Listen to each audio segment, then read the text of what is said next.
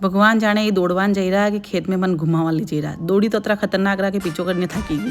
आई गई आज मैं कूड़ा पर, यहाँ है माँ के कुल देवता, धोक दियो सबसे पहला। और कूड़ा को आनंद तो लगी, सब तरह का प्रकार का यहाँ रुकड़ा है, जम्पर का, सीताफल का। और वन के बाद में पहुंची गया घरे। यहाँ ससुर जी आराम फरमेरा और पतिदेव ने और सासू माँ दो ने मैं बिठाई दिया गाजर घिसवाने। आप बोलोगा अतरो जुल्म उठावे नी, मैं रोटी बनाई थी, देख लो अभी सबूत वे तो आपने बता दूँ।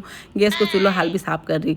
और छोरा दौड़ी दौड़ी ने कही रहा है गाजर को हलवा खाऊंगा, गाजर को हलवा खाऊंगा। लेकिन गाजर को हलवा बनाओगे इस तरह, क्योंकि दूध ही खत्म हो गयो। दूध लेवान मिलिया में लक्की भाई ने दूध लेने आवे। लक्की तब तक सोचियो मैं भी गाजर घिसाई दूनी, तो फिर मैं हौजी के का पूरी मैस घसी। मुँह हौजी को फोन देखवा लगी। 30 घड़ी दूध उपड़ी गैस फिर खराब हो गयो। गैस डबल थी, पैसा फिर साफ करना पड़ियो।